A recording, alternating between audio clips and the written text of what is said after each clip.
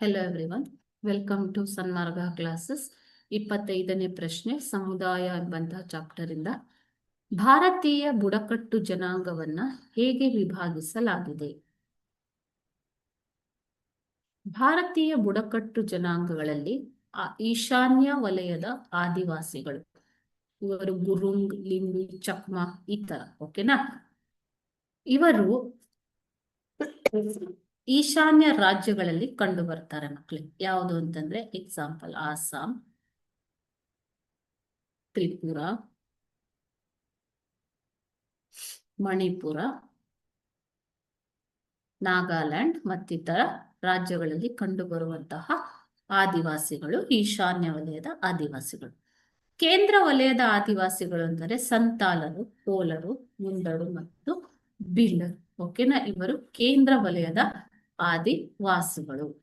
ಈ ಕೇಂದ್ರ ವಲಯದ ಆದಿವಾಸಿಗಳು ಕೃಷ್ಣಾ ನದಿಯ ಉತ್ತರ ಭಾಗದಲ್ಲಿ ಮತ್ತು ಗಂಗಾ ನದಿಯ ದಕ್ಷಿಣ ಭಾಗದಲ್ಲಿ ಕಂಡುಬರುವಂತಹ ಆದಿವಾಸಿ ಜನರು. ಓಕೆನಾ? ನೆಕ್ಸ್ಟ್ ಮೂರನೇದಾಗಿ ದಕ್ಷಿಣದ ಆದಿವಾಸಿಗಳು. ಇವರು ಕರ್ನಾಟಕ, ತಮಿಳುನಾಡು, ಕೇರಳದ ಪ್ರದೇಶಗಳಲ್ಲಿ ಕಂಡುಬರುವಂತಹ ಆದಿವಾಸಿಗಳು. ಈ ದಕ್ಷಿಣ ವಲಯ ಅಂತಂದ್ರೆ ಕೃಷ್ಣಾ ನದಿಯಿಂದ ದಕ್ಷಿಣಕ್ಕೆ ಮತ್ತು ಕನ್ಯಾಕುಮಾರಿಯಿಂದ ಉತ್ತರಕ್ಕೆ ಇರುವಂತಹ ವಲಯ.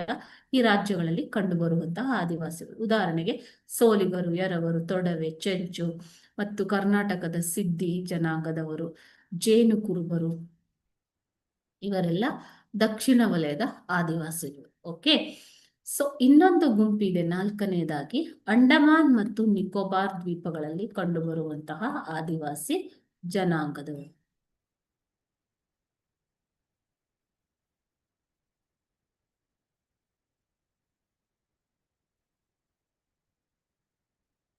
ಓಕೆ, ಅಂಡಮಾನ್ ಮತ್ತು ನಿಕೋಬಾರ್ ಇವರನ್ನ ನೀವು ನಾಲ್ಕನೇ ಗುಂಪಿಗೆ ಅಥವಾ ವಲಯಕ್ಕೆ ಸೇರಿಸಬಹುದು ಮಕ್ಕಳೇ. ಓಕೆ, ಸೊ ಈ ಬುಡಕಟ್ಟು ಜನಾಂಗಕ್ಕೆ ಉದಾಹರಣೆ ಅಂತಂದ್ರೆ ಜಾರ್ವಾಗಳು,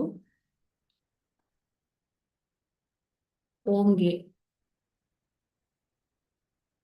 ಮತ್ತು ಅಂಡಮಾನ್ ಸೆಂಟಿನೇಲಿಗಳು,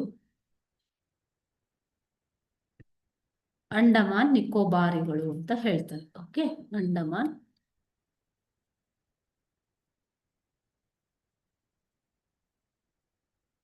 ಈ ರೀತಿ 4 ವಲಯಗಳಲ್ಲಿ ನೀವು ವಿಭಾಗಿಸಬಹುದು. ಮೂರು ಮುಖ್ಯವಾದ ವಲಯಗಳು. ನಾಲ್ಕನೇದಾಗಿ ಅಂಡಮಾನ್ ಮತ್ತು ನಿಕೋಬಾರ್ ದ್ವೀಪಗಳಲ್ಲಿ ವಾಸಿಸುವ ಆದಿವಾಸಿಗಳು. Okay, thank you.